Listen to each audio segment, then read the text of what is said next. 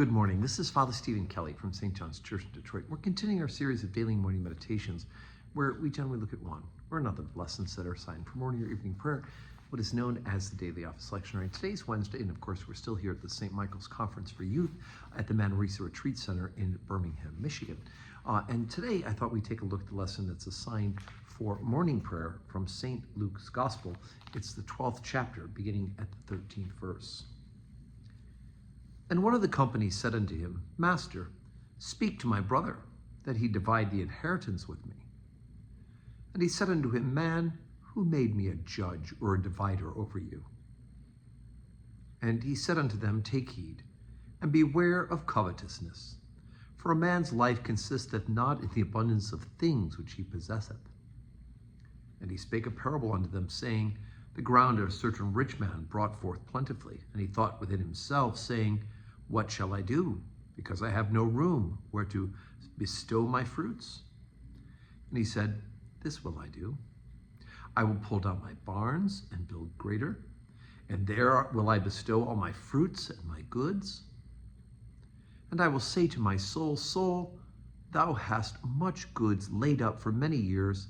Take thine ease, eat, drink, and be merry. But God said unto him, Thou fool, this night thy soul shall be required of thee. Then whose shall those things be which thou hast provided? So is he that layeth up treasure for himself and is not rich towards God. Okay, so the story starts off, and we might get a couple of things that we think about in the Old Testament.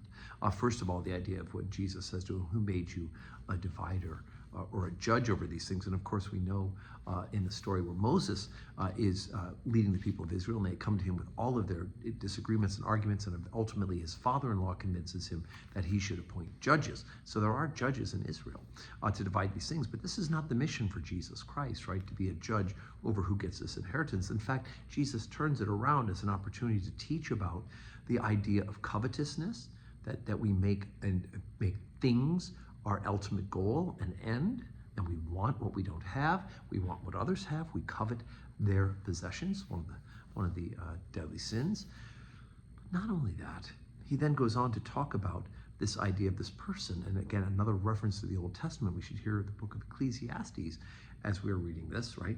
Eat, drink, and be merry. And remember that the author of Ecclesiastes, who we believe was Solomon, said the same thing, right? That he did all this stuff and got all these riches, and he realized that it was vanity, that chasing after riches and storing up riches, because the person who comes after me will not have appreciated of getting it and will end up just squandering it, right? So what good was it spent in all your labor when it's just vanity? But Jesus goes one step further, because he's not just talking about stuff, and it's certainly that aspect of it, right? He says your life does not consist in what it is in the abundance of things that thou possess, right?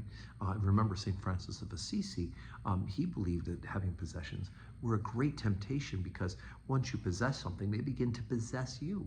Of course, he went to the radical extreme of saying that you should own nothing but the tunic and the shoes on your feet.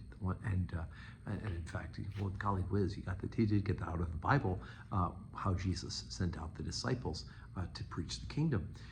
But he goes on to talk about this person who, instead of being rich towards others, and especially rich towards God, he decides to hoard, right? I'm going to tear down my barns and build bigger ones and store everything, and then I'm going to go ahead and eat, drink, and be merry. And of course, what Jesus admonishes him about, this fictional person, but a person nonetheless who represents all of us, is if we make our end-all and be-all saving money and hoarding up possessions, we're not only squandering things, money, and time, and not being helpful to others, but we're not being rich towards God, right? We're not spending the time and the devotion that we should have in storing up blessings, and more important than storing them up, sharing them, right? So, so he that layeth up treasure for himself and is not rich towards God. And we have to give our time, our treasure, our talent towards the promotion of the kingdom. So as I said, today's Wednesday, no public worship today, normal public worship today at St. John's, but in fact, we do have a special service today at 2 o'clock at St. John's Church, and that is the burial office for what was our oldest parishioner, Mr. Robert Hart. Mr. Robert Hart died at the age of 97. And up until a few months ago, maybe less than a year, he was still pretty regular about attending church until his health began to decline. So we give thanks for Robert Hart's life. We will read the burial office at St. John's at 2 o'clock today, and his mortal remains will be interred in the chapel right there with his wife, Betty Ann, who died several years ago, and his stepson, Chris Sayers.